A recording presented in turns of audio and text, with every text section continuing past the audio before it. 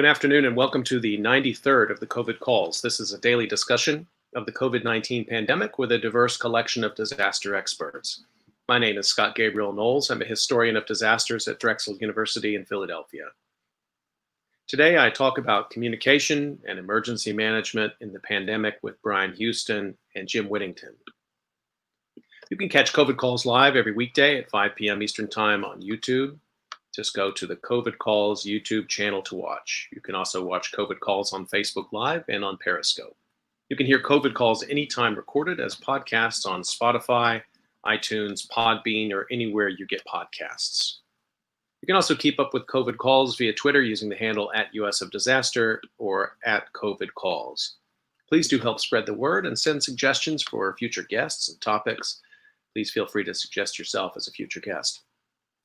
As of today, July 29th, there are 16,829,840 confirmed cases of COVID-19 globally, according to the Johns Hopkins University Coronavirus Resource Center. That's up from 16,540,137 cases reported yesterday, and of those, 4,396,030 are in the United States. That's up from 4,309,230 yesterday. There are now a total of 150,034 deaths reported in the United States from COVID-19. That's up from 148,298 reported yesterday. As a way to bring some humanity to the numbers, I've been reading a life story or a story of advocacy for COVID-19 sufferers every day. I'd like to continue that today with an extraordinary obituary. This was published in the San Antonio Express News on July 6th by Scott Huddleston, and the headline is "San Antonio Area Emergency Chief Who Led Efforts Against Novel Coronavirus Dies of the Disease." He was a leader in Atascosa County's fight against COVID-19. He scrounged for personal protective gear for first responders and jail guards wherever he could find it. He joked that he used so much hand sanitizer his hands were chapped. Then last week, early in July, David Prasifka, the county's emergency management coordinator, tested positive for the very virus he'd worked so hard to keep at bay. Prasifka, 58, died of COVID-19 and the effects of leukemia, which had been diagnosed shortly before the virus.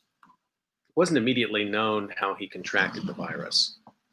It was a real shame and a real shock, and you could feel it this morning as we gave him a good send-off. Kyle Coleman, Prasifka's counterpart in Behar County, said Monday. There were so many people down there that he had assisted and helped.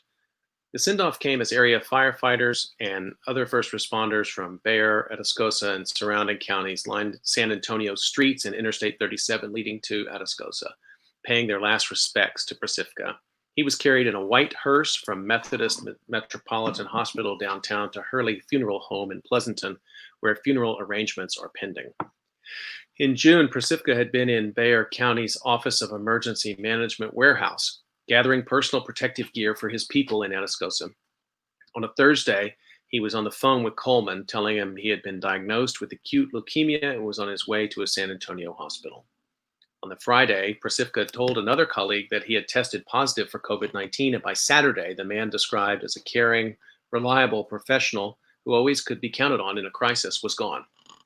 Since the novel coronavirus had hit South Texas earlier this year, Prasifka had spent much of his time working to secure personal protective equipment, to use PPE, to use the parlance of his profession, for nursing home workers, voting sites, jail staff and inmates, and others in his rural county south of San Antonio, Coleman said. David would drive around the county and distribute that PPE out to make sure that they got it. If they needed anything, they'd call David. And David got it for them, he said.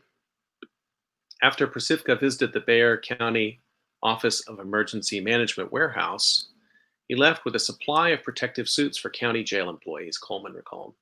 3 days later, Coleman got a call from Prasifka as his wife, Donna, was driving him to the hospital in San Antonio. Prasifka sounded surprised as he told Coleman he'd been diagnosed with leukemia.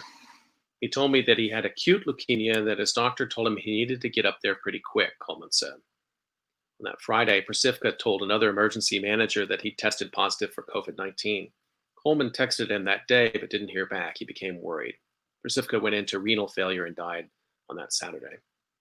Atascosa County officials have said the leukemia likely compromised his immune system before he passed away from the very disease he had been valiantly fighting against in the community, COVID-19. Recently, David had been leading Atascosa County through the COVID-19 pandemic. His humor, heart, and passion for not only his emergency management job, but his family will be missed by many, Atascosa County officials said on Twitter. Persivka began working in Atascosa County's emergency management office in 2013 and was named coordinator in October 2014. Before that, he was a firefighter in Jourdanton for 27 years, holding numerous offices in the volunteer fire department, serving as chief for several years. Coleman said Persivka was well liked in a tight-knit family of emergency management professionals who are comfortable working together, often in high-pressure situations. He was known for helping others in neighboring counties, especially in McMullen and Wilson counties. He provided assistance after the 2017 mass shooting at a church in Sutherland Springs left 26 people dead in rural Wilson County, and after a 2015 tornado in Floresville. On his agency's website, Persivka noted that his office prepares for disasters large and small and supports other counties in time of need. Emergency management is a very rewarding job, he wrote.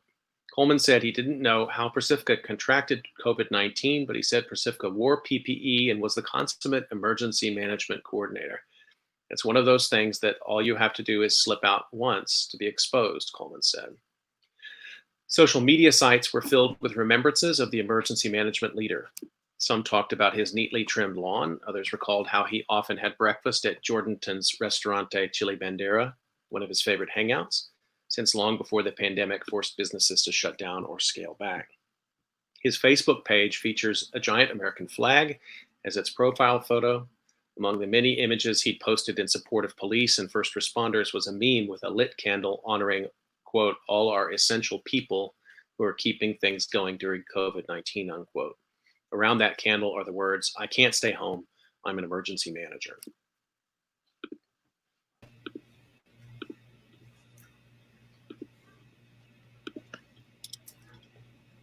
Okay, let's turn to our conversation for today, and I'm really pleased to introduce you to my two guests. J. Brian Houston, PhD, is Associate Professor and Chair in the Department of Communication at the University of Missouri and is Director for the Disaster and Community Crisis Center at the University of Missouri.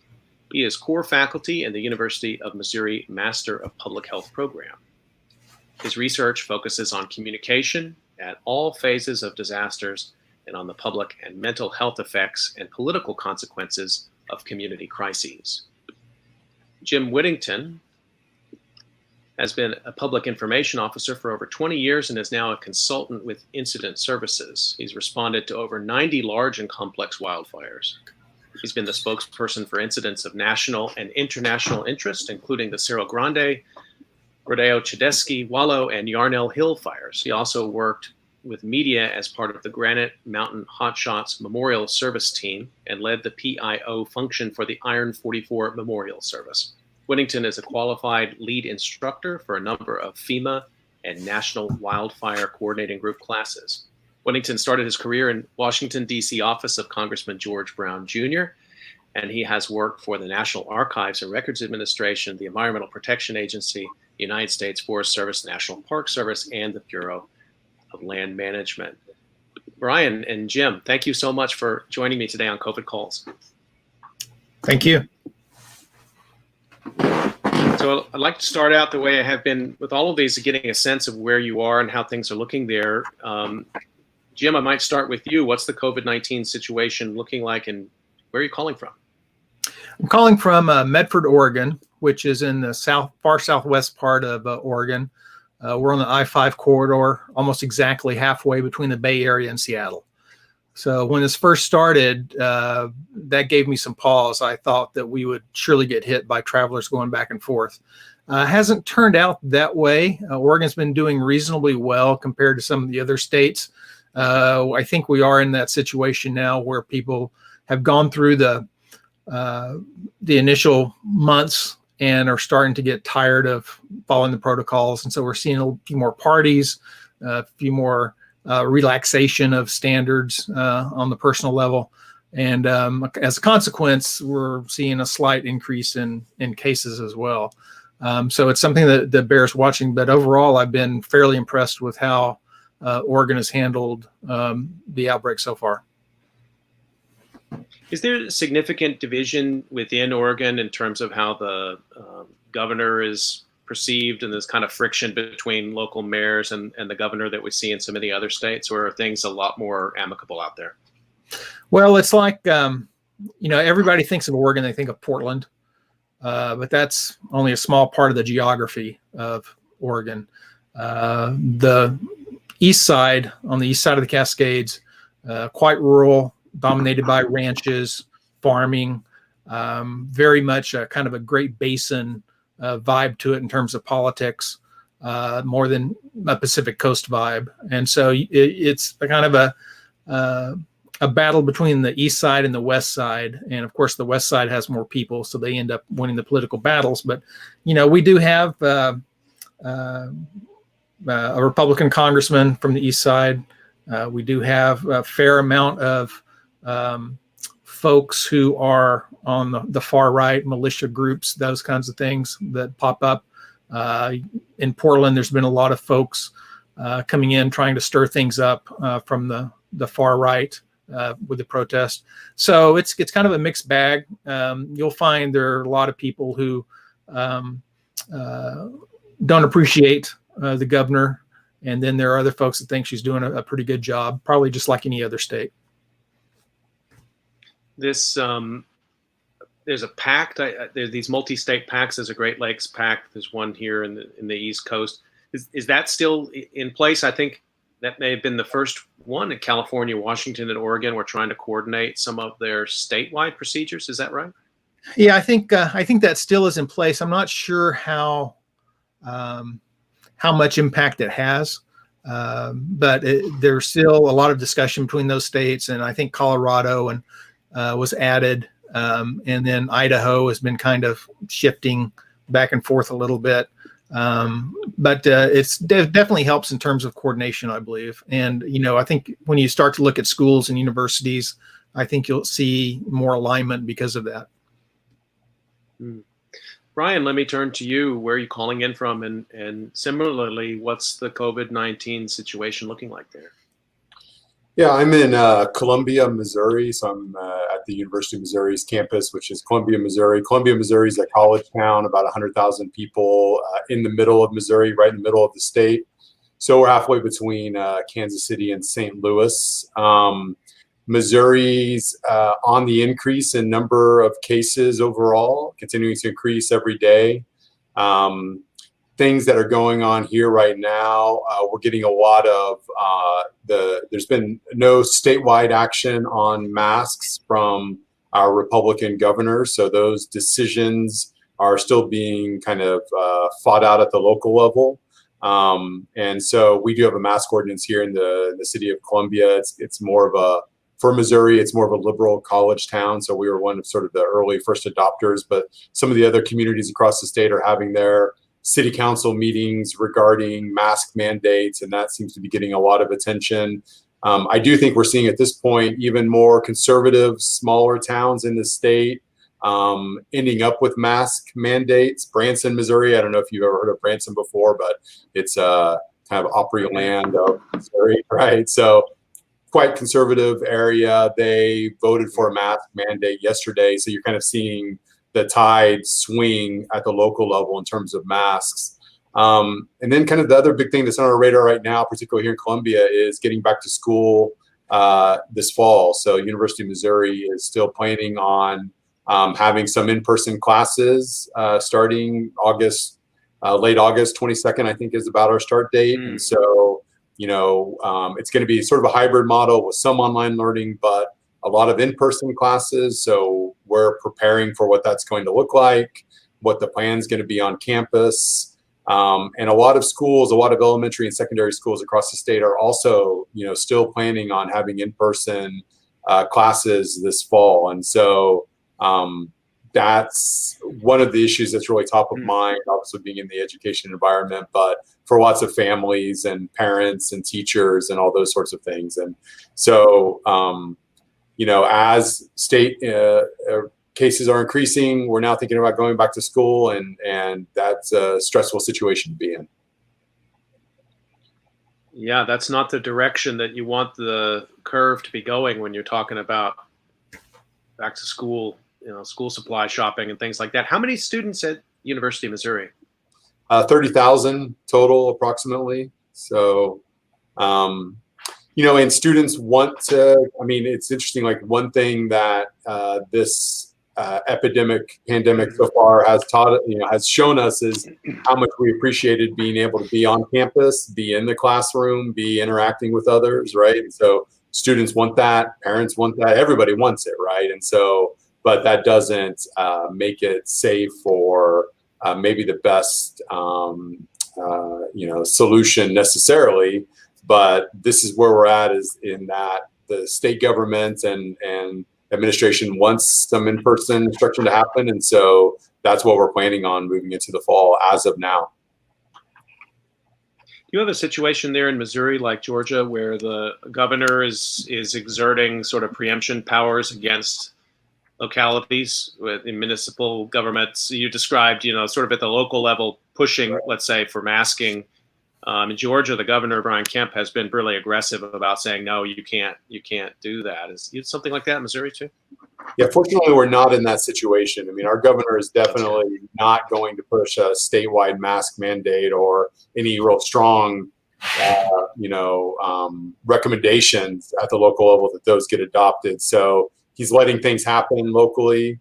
And so, as you mentioned, it could be worse, right? We could be in a case where the government is pushing back on local decisions. And again, like I've been surprised, most of the cities and towns that, there've been a few exceptions, but most of the cities and towns, when they take up the mask mandates, the city councils have tended to, not unanimous votes, but have swung to masks. I think that, the increased case count is just good evidence that, that's maybe the best we can do right now.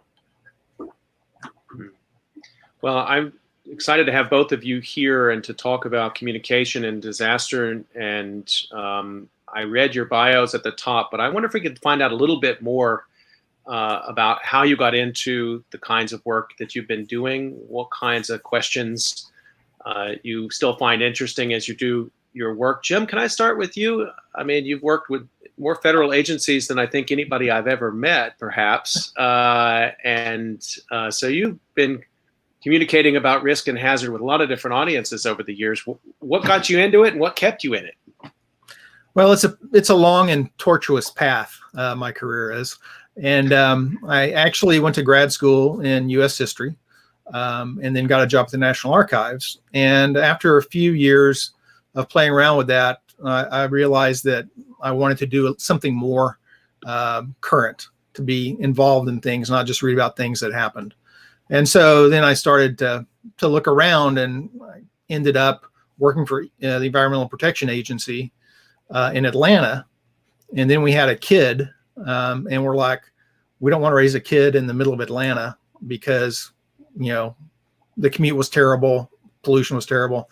So I took a job with the Forest Service in Utah, and that was quite the cultural change. But that kind of got me into wildland fire, and that got me into crisis communications and risk communications and public affairs.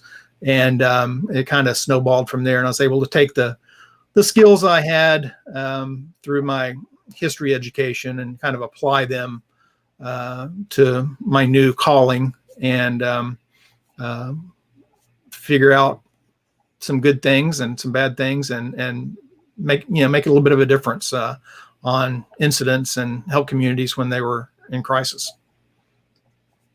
I've had the opportunity a few years ago to make the trip up to Yarnell to see the location where the fire there. I don't know if people remember that disaster. Maybe, Jim, could you tell us just a little bit about it, what it was like to work in the capacity you were in for that fire? It was such a just being there for me was really moving. And I had the chance to go there with State Forester at the time, and he really was able to tell me some of the back story of it. It's just it's a crushing story. I'd like to hear a little bit of your sense of it. Sure. I was in Oregon the day it happened. I had done a lot of my training in wildland fire. You have incident management teams, type 3, 2, 1 being the most complex, handling the largest, more complex fires. And so it takes years and years to work yourself up to where you're a lead command and general staff member on a type 1 team. And so I had done a lot of that training with the Southwest team when I lived in Arizona and New Mexico. And, usually, or a lot of times when they would have a big fire down there, they would call me, even though I was in Oregon, because we knew each other and, I was familiar with the team. And so I was watching that fire that Sunday, and I didn't think it would turn into much because the fuels were not going to carry fire or not hold fire for a long time. Typically in those kind of fuel types, when the winds stop, the fire lays down and you can get a handle on it pretty quickly. So, and it was right at the end of the fire year for those guys in the Southwest before the monsoons kick in around July 4th. And so I wasn't expecting to go, but I was in contact with a buddy of mine on the team. And we were lamenting that I wouldn't get down there this year or that year. And then got a text that said LODDS, line of duty deaths, a plural. And so that was kind of a shocker. And at that point I went and talked to my wife because I knew I'd get the call. And I said, this sounds like it could be a tough deal. And I want to make sure that, we're okay as a family for me going, because it can be a traumatic experience. And sometimes it takes you quite a long time to get over working fatality incidents. So we worked some things out and we agreed that I would go, and a call came and I went. And so I got there the next day, and then was in charge of giving media briefings at the fire for a few days, and then bumped up to Prescott to work on the memorial service up there. And then after the memorial service, we did a number of funerals, mostly on the periphery, just to make sure, no media or reporters or anybody showed up and tried to crash the funeral.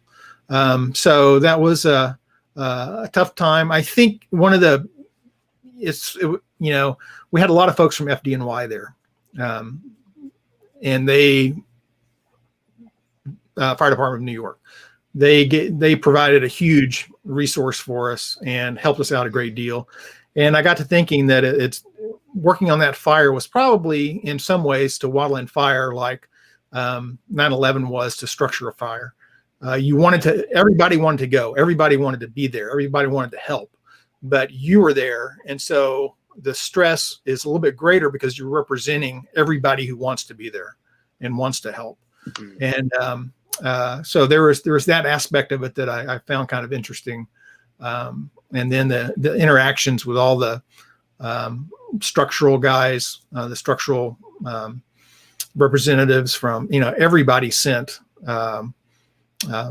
bagpiper or drum corps member or some kind of representative to be at the memorial service. That was kind of fascinating too.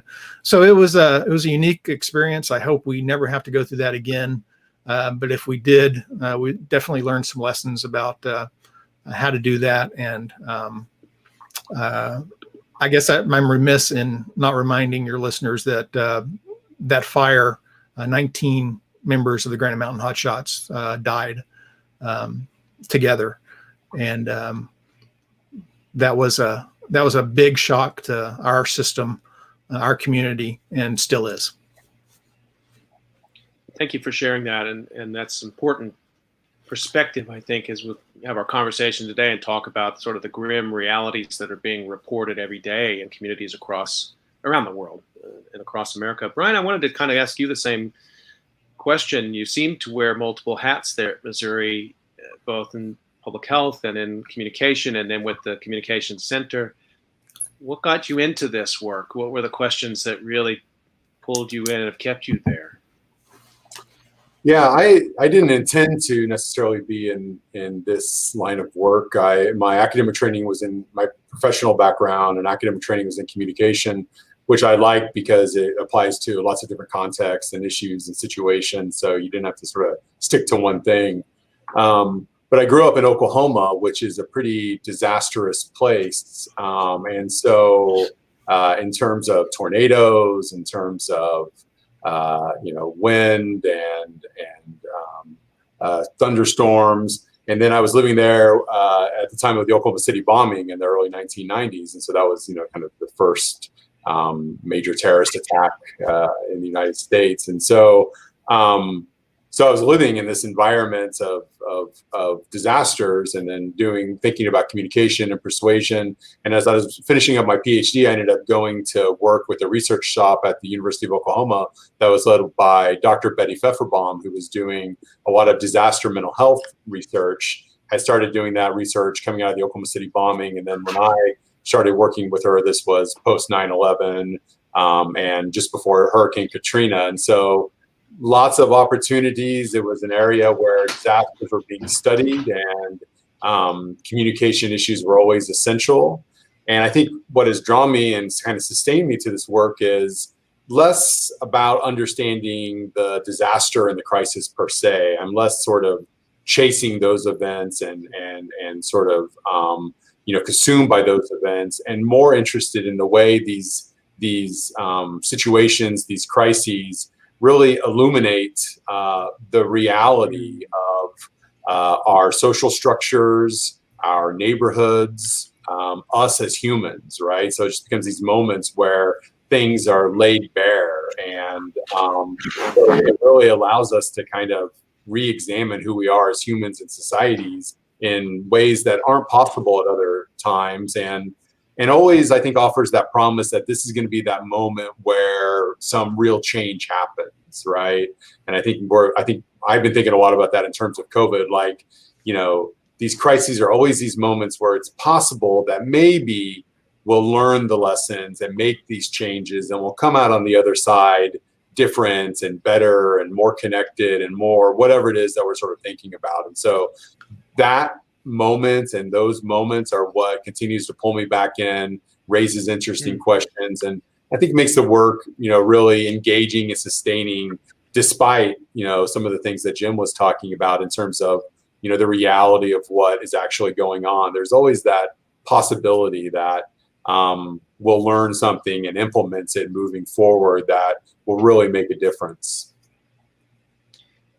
It's fascinating to me, the continuity between my discussion yesterday and today. But yesterday I had two choreographers on, David Brick and Ishmael Houston Jones. I don't know if, I'm not saying you guys are not artists, but I mean, coming from quite different professional sets, and yet our discussion did revolve a lot around this idea of society, the structures, the underlying structures laid bare. And then this question of, and Ishmael Houston Jones raised this question yesterday about, do we want to go back? Why we keep talking about going back, and rather than embracing some possibility to move into some kind of new realities. And so maybe those are, it's interesting for me to hear those continuities across these 2 days. I want to, excuse me, I want to turn the conversation now to COVID-19. And I guess, Jim, you have a lot of experience in helping, like providing consulting and working in disasters that may last over a period of time.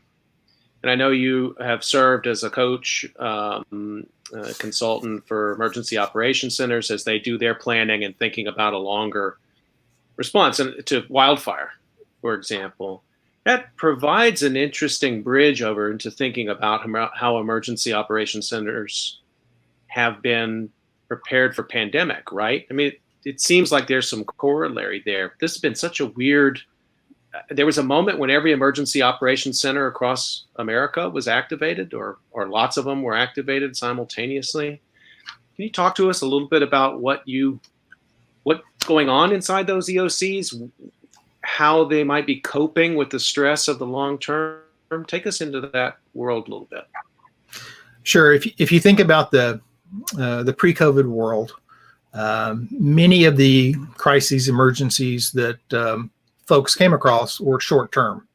Probably wildland fire. We have large fires that can go for weeks or months. Maybe a Midwest flooding that can go on for months. Beyond that, there aren't that many kinds of incidents that go on for an extended period of time that you can't just kind of muscle your way through with adrenaline and coffee and make it for, a day, 3 days, 2 weeks, and call it good. And so it takes a much different approach if you're in it for the long term, both from your own internal systems, because some of those processes that are set up to deal with the immediate may not work over the long term. And so you have to continually look for little failures and little breaking points in your systems and refine them for the long term. The other thing is that, stress and fatigue are cumulative.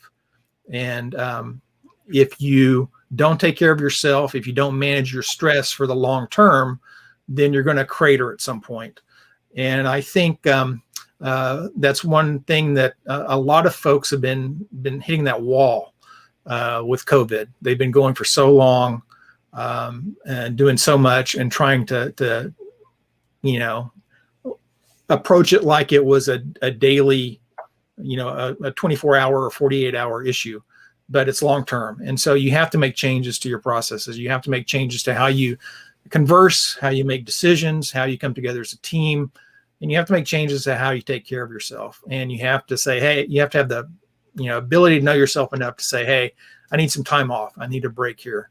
And then I'm going to come back and let somebody else take a break. And I think we're finally getting to that point with a lot of the EOCs. And it's kind of an eye opener for them because they haven't experienced it before, right? So they're learning some of the lessons that it took us in wildland fire decades to learn. They're learning over the course of a few months. So I think that's probably a big issue in terms of long-term incidents is the care and the ability to maintain performance over long-term. We have too few people who are really good at this stuff. We can't afford to burn anybody out, but yet we're doing it. And we need to stop and reset and make sure we're capable of handling for the long haul.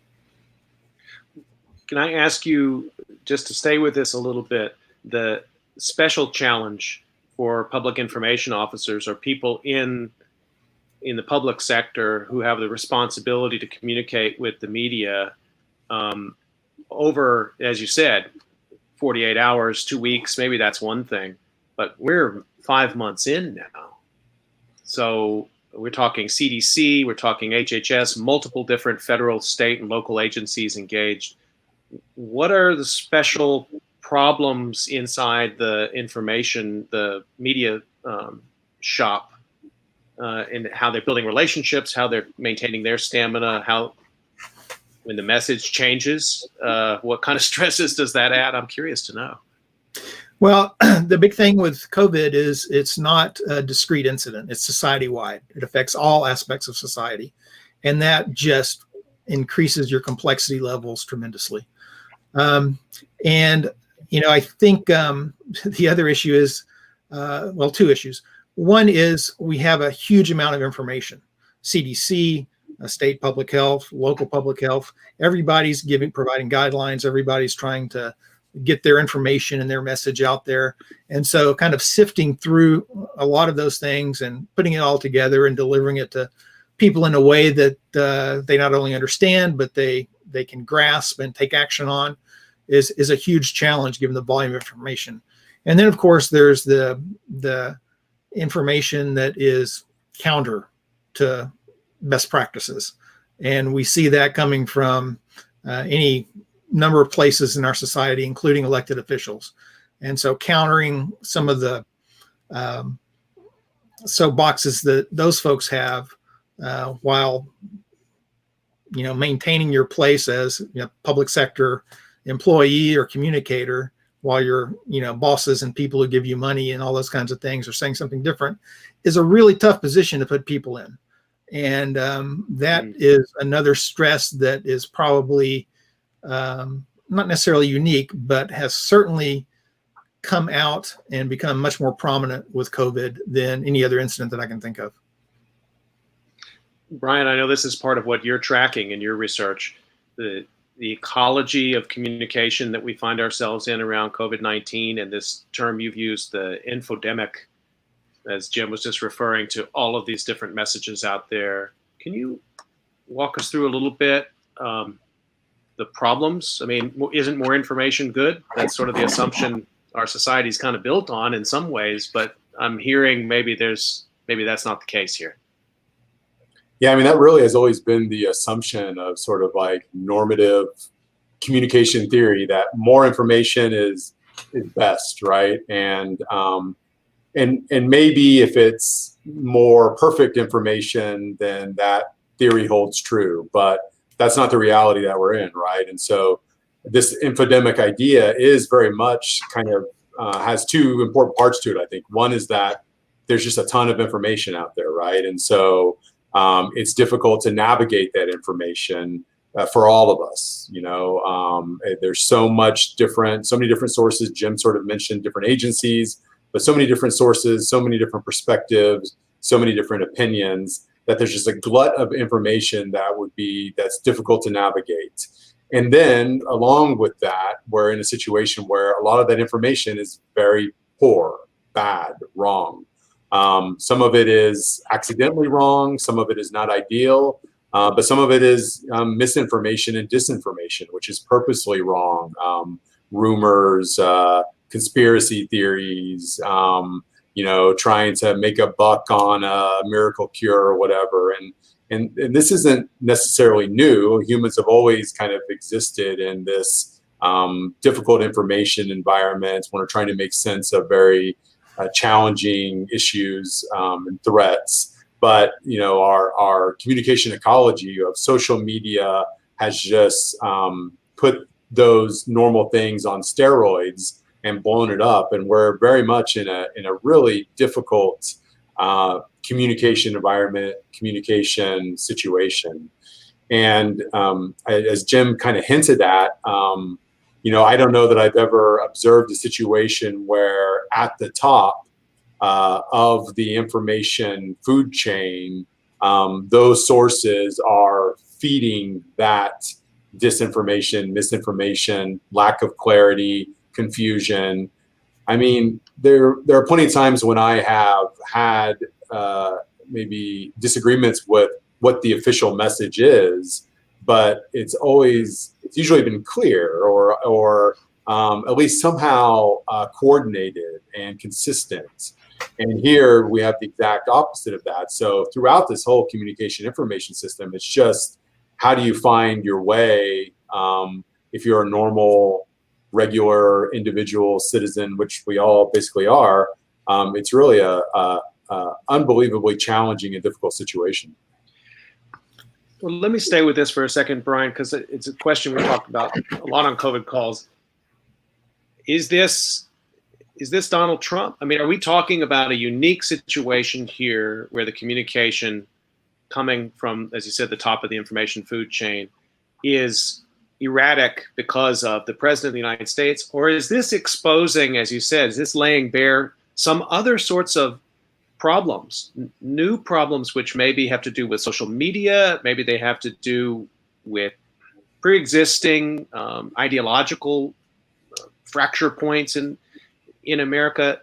I mean, I guess I'm reluctant to hand too much credit, but also in some sense too much blame to one person, even if it is somebody as unique as Donald Trump. How do you think about that problem?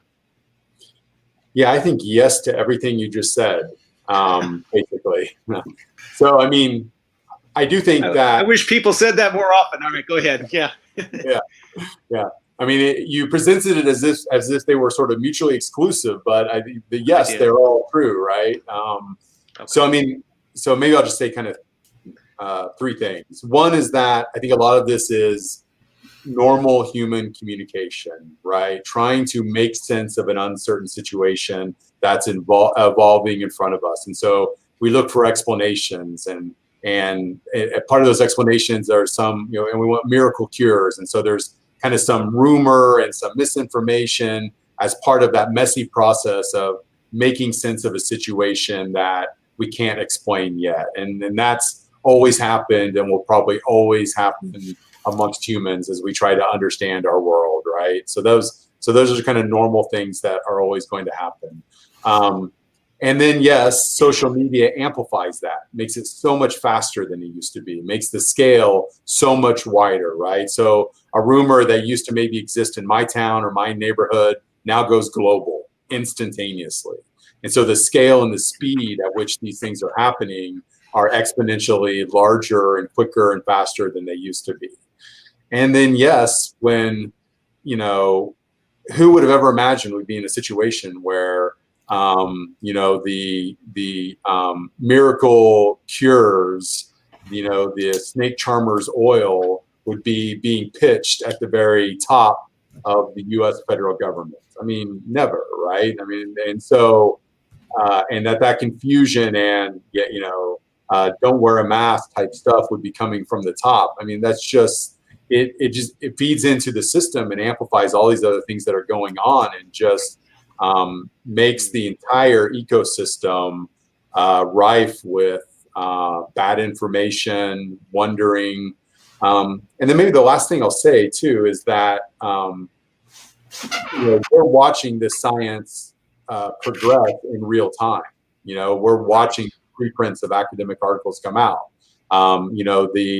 The World Health Organization was initially, no, we don't need masks, and then those recommendations changed. So we're seeing the real messy process of science play out along the way also. And so that's just a further chance for there to be confused information, new information that runs along the system. So it really is a convergence of just kind of amazing situation that we haven't seen on this scale before, at least.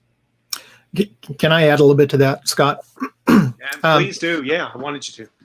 So when we get a call to respond to a wildfire, it's after the fire has started. It's after the fire has grown to where it overwhelms local resources, and we come in and there's this chaos in the environmental, in the communications environment, as Brian would say. And so we try to start immediately getting posts out there on social media, having briefings, putting things on Facebook, videos, all kinds of stuff, and try to pull as many people as we can kind of away from the periphery to as close to the reality of the incident as we can get, right? There's always going to be some people that are hanging out on the periphery, and you're never going to reach them and you're never going to be able to get them. But you want to try to bring as many as you can, as close to the reality as you can. And so after a few days, that starts to work because people start to look at you as the authority and the expert on the situation, because it's wildland fire and you're wildland firefighters. In a global pandemic, it has to be addressed at the national level. And the president has to be that person who sets the mood and sets the table for everybody else to tear off of. And if they're not doing that, then it creates confusion throughout the whole tree of communications for both public and private agencies and groups and people. And so you're just left with this confusion, and it's really tough to pull order out of it if you don't have some structure at the top. Let me stay with that problem then, Jim, based on your experience. So maybe not between the president, and I'm thinking about the president and Tony Fauci, sort of standing literally side by side and saying, they get the same dates and they say two different things, same administration.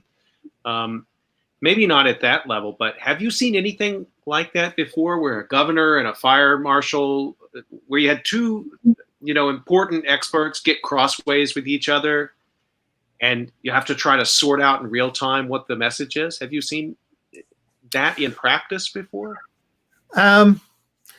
there have been times where politicians have come in and tried to make hay with a certain interpretation of events that went on during a fire. For the most part, we just stick to our guns and keep working the incident and keep messaging our message. And usually it turns out okay. We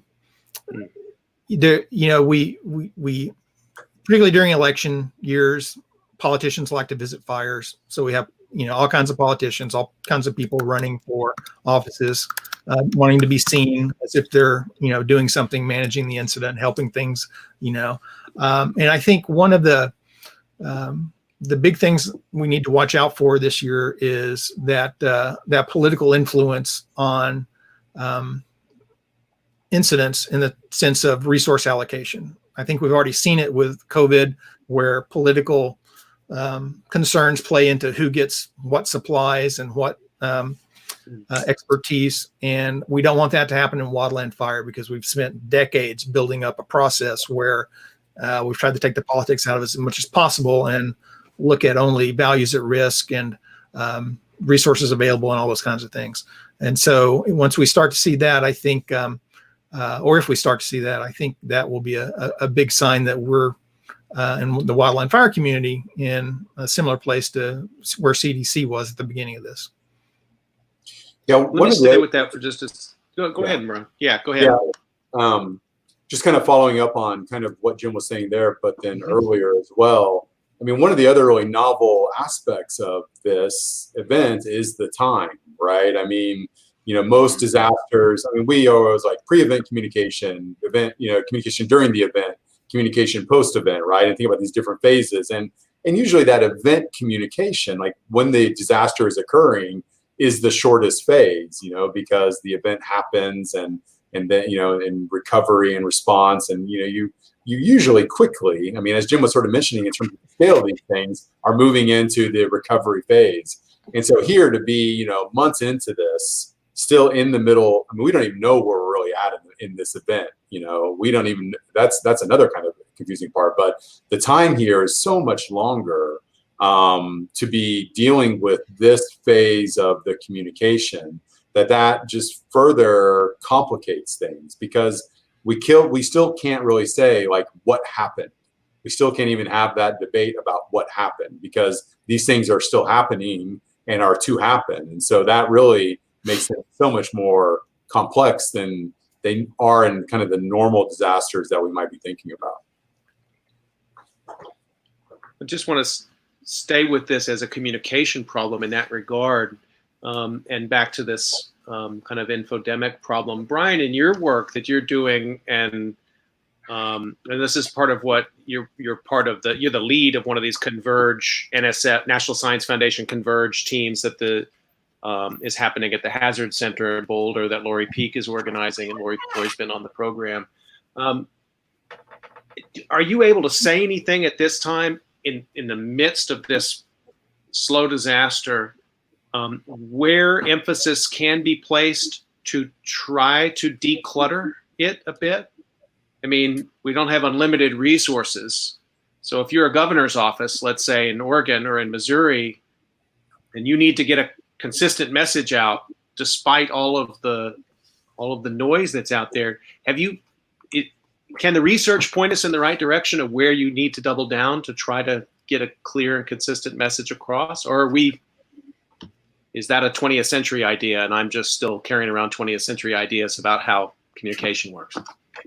Right. Well, I definitely don't have any answers at this point. And one of the things that we're looking at in terms of the Converge work is really how complex the communication environment is. So, a lot of kind of crisis or disaster communication is thinking about, okay, what's the most effective message here? How do we best message this warning or this sort of bit of information?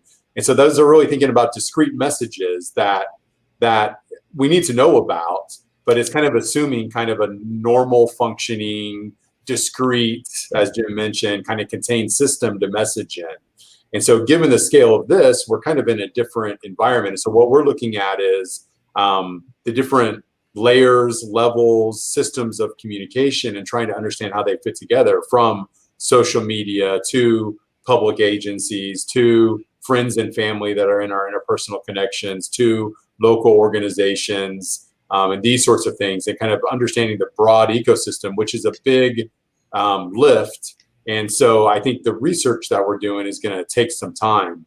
But what I would say is that I think where there are some successes are at the local level, right? And so there are places here in this country and across the globe that are having successes. And I think that's because the sort of top-down messaging that Jim was talking about in terms of government officials are able to happen in some cases, maybe at the governor's level, or maybe even more often, like at the mayor and the city council level, where it's sort of like we can identify our local constituency here within this global pandemic and have some success in some clear top-down messaging of, you know, we're going to wear masks. Here's how we're doing testing and contact tracing. You know, we're not going to open our schools. You know, maybe there's a kind of a few layers of decisions that can be communicated and messaged at the local level and be effective, right, to an extent in that local jurisdiction.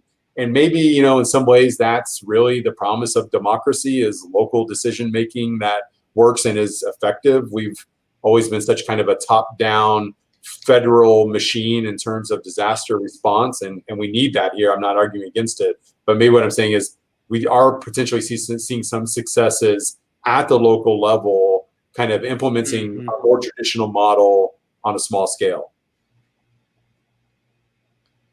I appreciate that insight. I think that's really valuable. And also, though, it scares me a bit, or I have some concern. I had Don Kettle on, political scientist who's written a recent book about federalism, and he points to this exact thing you said, Brian. And his concern, though, is that if we try to replicate that, where we find those successes, we end up in a situation where maybe the citizens of cities with good mayors, particular mayoral types of systems, Seattle or New York City, they end up with good protection, but citizens in cities like Atlanta, which we were talking about earlier, in a state where the governor wants to go to war with the city to score political points, they get left out. And so if the longer vision is one where, by virtue of being in the United States, you share in a democratic good, which in this case is correct information, those local successes, not that anybody would turn them away, but they also point us back again what Jim was saying, which is the problem of the absence of the good information coming from the top. I worry about that. I mean, I don't know what you make of that, either Brian or Jim, the success of the local as a threat to the possibility of a really functioning national emergency management system. Yeah, well, you know, I think if you look at the history of emergency management, and particularly the history of the incident command system, it comes from that very problem. One year there were a bunch of fires in Southern California, and every little town, municipality was fighting it at their borders, and nobody was paying attention to the larger fire. And so it just kept moving around, and these little towns and little places were doing the best they could. Some were having success, some were not. But there was nobody taking a look at the big picture. And so that's kind of the genesis of the incident command system. And so I think, you know, if you make that your model, you're going to hit those kinds of situations where you have a big fire and nobody has the capacity to deal with it, you know, big fire figuratively, whatever that kind of incident might be. And then the other thing is, you know, I'll make one little point about wildland fire here. All of the guidance that we have for incident management teams and wildland fire this year is to get in touch with local and state public health officials when you go to fire, because we're national resources. We travel all over the place, depending on where the need is. But we found out that sometimes you go into a state and the public health operation there is run by people who are in line with the governor, who doesn't really take the pandemic seriously. So that kind of puts a wrinkle in the way that we're able to respond, and we're able to take care of firefighters and everybody else who shows up on an incident to help work the fire. And so you just need some consistency at the top levels to trickle down and make things easier for everybody. You can work the problems on the margins, but you need that central core of basic understanding to deal with this, I think.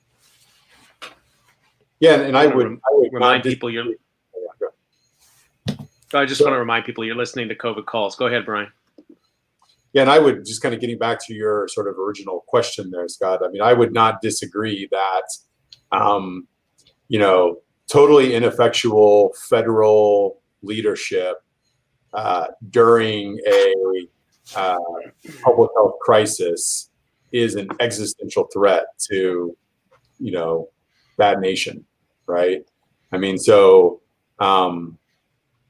no doubt about that. The local solutions will not, at the end of the day, substitute for federal leadership here. So.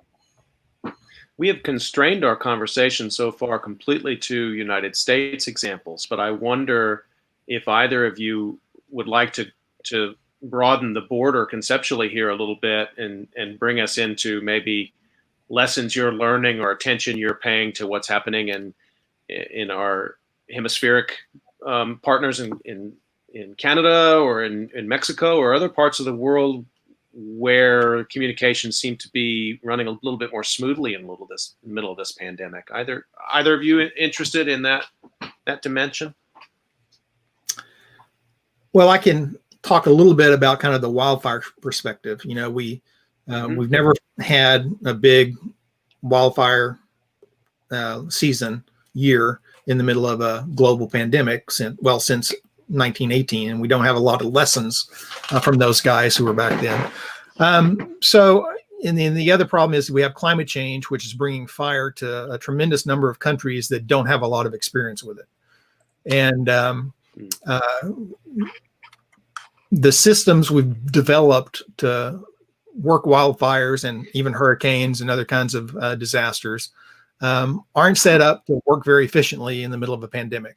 The safety protocols you have to put on really get in the way of the efficiency of those processes. And so when you have decisions that are time sensitive, now it takes more time to make those decisions and to gather the information to make those decisions and to communicate those decisions. And so I think that's where everybody is right now, regardless of what country you're in, is trying to figure out how we do all these things that we used to do by reflex. Now we have to do them in a new way, and we have to think about them as we're doing them.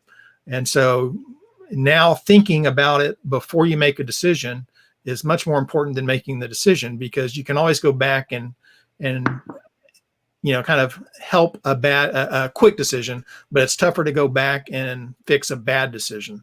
And so the decision-making processes that we're used to seeing on incidents, on disasters, is going to be slowed down because of COVID, because of those protocols on communications, interpersonal things. For instance, wearing a mask. Interesting. You can't see facial expressions. And so in wildland fire, where we're under stress, and we also have a culture that helps us manage that stress, the facial expressions become part of that culture. And so now you can't see them. And so you have to specifically express everything verbally and make sure that it's clear and understood, because English is a tough language to communicate in, right? Especially under stress and time. So all those kinds of things are going to add to the speed in which we can manage disasters. And, it's all a reflection of how we're managing COVID as a society too. That's a fascinating set of insights that I think probably travel across borders. I mean, particularly this problem, very concrete problem of the mask communication issue. Brian, I don't know, do you look across borders in your work? Yeah, and I mean, just kind of a couple of comments or thoughts that come to mind when you raise the question. The one is, this is a global pandemic, so we should really be thinking about global communication and coordination. And I think the reason why we're not having that conversation, right, is because of the problems here in our country at the federal leadership.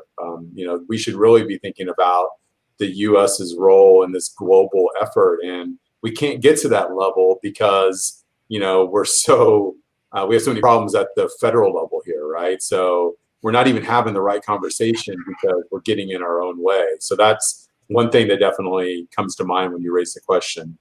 And there, we do a decent amount of work in South Korea, for example, and some other sort of Asian and Eastern Asian countries. And so, many of their experiences with other respiratory diseases, particularly SARS, have laid a groundwork for these sorts of public health interventions that were slow to uptake here in the U.S. that have made a big difference there. Wearing masks was already kind of ongoing and a culturally accepted norm. So it is interesting to see how much of an effect the cultural and the political landscape has in influencing different outcomes and situations across countries. I mean, there's stark differences, I think, and so I think we'll be digging in and studying these for years to come.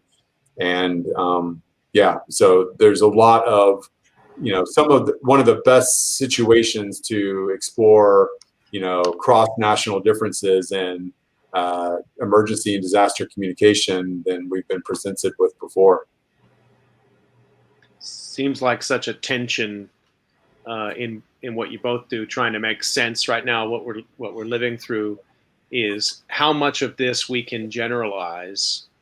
It comes back to what we were talking about earlier, how much you can, treat in the abstract and actually use that to build our theoretical base, to build our practice base, versus how much of this we need to just say, this is quite odd politics of an odd moment in American history, and it's not somehow representative. I mean, I guess I just to bring it back to the politics of that for a second, supposing the administration changes, would either of you expect a major change in the information ecology? I mean, is that the hinge point that you would imagine all of a sudden next January, if there was a Biden administration, that communication would move back into something we could expect with previous presidents, Democratic or Republican? Or has this launched us out into some, I guess I'm asking how much is going to be a revert to the mean here, or are we off into something that we can't predict and explain because we haven't seen it yet? I don't know. Jim, what do you think about that? Is this election a turning point for comms? I would suspect that a Biden administration would become more familiar to folks. And again, that familiarity is key because you want to be able to communicate without having to think through everything, right? And so now what the position that communicators are put in is they have to think through everything, not only the validity of what they're saying, but how it will be interpreted and how it will be processed by their supervisors and a whole host of other things. So you're constantly doing that calculus in your head.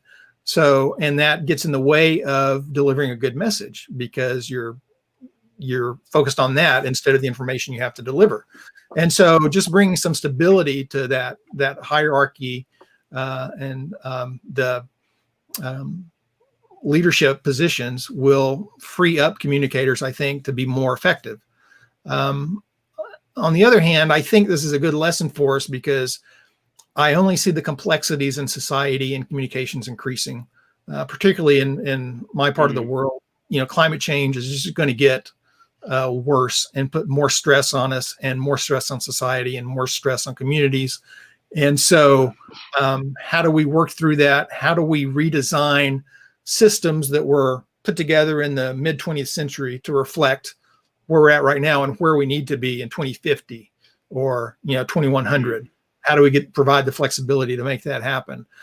So I think, one of the things we really want to do is look at the lessons we learn and not be reactive in sort of the fixes we make. We want to be deliberate and want to think through everything as we go forward once we get past this and once we're looking at, how we make things better for the future.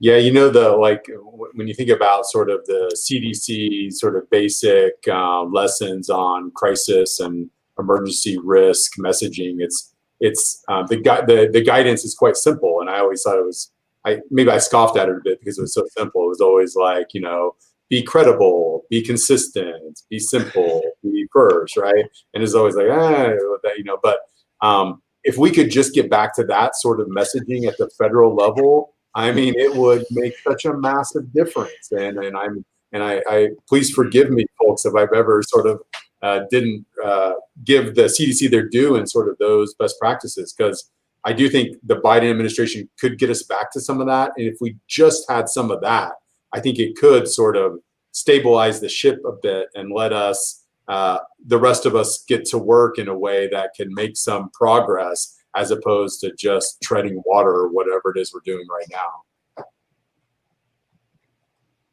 That is it's a pleasure to hear you both sort of describe the importance of it that way. And Brian, I think that you probably are forgiven, because sometimes those kinds of statements feel very aphoristic. They feel, just like, but we haven't really seen times like Right. this, at least not lately. Mm-hmm. And to be credible, and to maintain the credibility of government as a trusted source of information is not something in my lifetime that I had thought could be eroded so quickly, and yet we've seen it. And Jim, I really appreciate your connecting this back to climate change and shifting our focus of the periodization of this textbook that we're imagining here, in a sense that we're in the first chapter of the book going forward into a set of interrelated crises that are going to unfold over the coming decades. I think that's a really important and provocative way to think about this, that the communication, Brian, you said this too, that the types of disasters we're talking about are going to be at multiple temporalities now. And there's so many more people involved in the communication and so many people sending and receiving messages. I think we just have to take that on board, that this is increasing complexity. We're almost up on time, but I wanted to, there's one more sort of area, if it's okay with you guys, if you have another couple of minutes just to find out, and it's to this point, and it's about compound disaster, about how we, and as a communication problem. So I think, Brian, I want to ask you about this first, and maybe it's part of thinking about the infodemic, so much information, different types of information. Also, what is the disaster? I think if you had asked me in March, I have one answer. You ask me after late May, I have a different answer. And you ask me now, I'm not sure how to answer. It's a complicated racial, health, and economic disaster at this point. What does that mean in terms of effective crisis communication? And I want to throw a wrinkle into that, because I know you're also expert in mental health. Is there a point at which you cannot communicate clearly because it is so complicated, and that it adds too much stress to people? I just worry about an overload here, that this event has become so complicated that it induces its own stress. It takes on its own life. Yeah, and like when we do research on, we do a lot of research on sort of exposure to media coverage of disasters and mental health reactions, right? So like, how much coverage of COVID are you watching, and what are the mental health reactions you're having? How much coverage of protests and police violence are you watching, and what are the mental health reactions? And it is a spiraling process often, right? That this, watching the stuff, thinking about it, talking, sort of trying to learn more, can be distressing, right? And it can cause us to have stress reactions, cause us to have distress, which often can push us to consume more information to try to get the answers and find out more and get the information we need, which causes more distress. So it can very much be a spiraling process of paying more attention, consuming more information, causes more distress, which pushes us to try to find more information. So there is a need to find some balance here, right? To take, and again, you're talking about simple sort of things that make a difference. Take breaks, find some balance in our lives, disengage where we can. But then at the same time, these are acute emergencies and it's not possible to totally disengage. And I think Jim was kind of talking about that earlier, where we don't have the actual breaks in the things that can give us the moments that make it easy to disengage. And so what do we do then? And I don't necessarily have an answer, but it is clear that consuming more of this information can often cause more distress, which causes us to seek out more information to address our distress, which causes more distress, which can just reinforce and spiral. And I think we can all sort of notice times in our lives when we've said to ourselves, man, I've got to take a break because like this is just not doing anything more for me. Yeah, I'm just chasing this rabbit hole and this is not helping. I got to take a break here. We all come back pretty soon, but we got to find those moments. Jim, on the practitioner side, does that resonate? Yeah, definitely. We typically plan our whole year based around the months where we're going to have active fires. And there's downtime that we have, particularly in December and January, to kind of refresh, recalibrate, get our mindset, get rid of the stresses from the previous year and get prepared for the next one.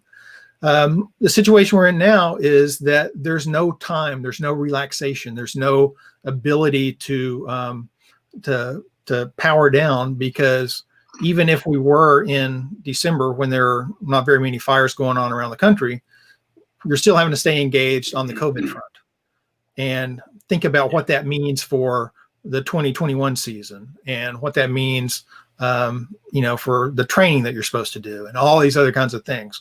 And so that stress is constant. Whereas before, as we were saying, you have some opportunities to kind of deal with it a little bit better. So it's we see that on fires too. On the micro level, working the fire line is very tough physically and mentally. You have to stay mentally engaged the whole time you're out there for 12, 14 hours. Then you come back to camp and you're supposed to be able to relax and take a shower and eat a meal with your friends and just kind of let that go and then get ready for the next day. But now firefighters are complaining that they're coming back and they still have to stay engaged because they have to pay attention where everybody is, right? Where that 6 foot distance is, who's wearing a mask, who's not wearing a mask. How do you get in line to go get a shower? How do you get food? All these kinds of things they're having to think about and stay mentally engaged in. And it's going to have an effect later on, particularly if we start busting a lot of fires and they go on for an extended period of time. That mental fatigue is going to come into play in decision making later. So it's a tough deal we're in, but at the same time, you can't really afford to totally disengage either. Well, we are out of time for this discussion. There's so many more topics we could talk about. I want to thank both of my guests, Jim Whittington and Brian Houston, for sharing this hour and bringing so much information and insight to us. And remind you, you've been listening to COVID Calls, and you can catch COVID Calls Monday through Friday at 5 o'clock Eastern Time. Tomorrow, I'll be talking with Alexa Dietrich of the Social Science Research Council. And Alexa and I have actually been collaborating on curating a series of essays for SSRC and its disaster studies. And we're going to talk about that and talk about her research and what the COVID-19 pandemic is doing to the way we think about how social science can play a role in society and how research is working. So please do join me for that tomorrow. Brian and Jim, great to speak to you both. It's always a pleasure when people are great on Twitter and then even more interesting in person, and you both are definitely that. So thanks a lot for your time today. Thank you. Yeah, thanks for having us, Scott. Stay healthy, everyone. See you tomorrow.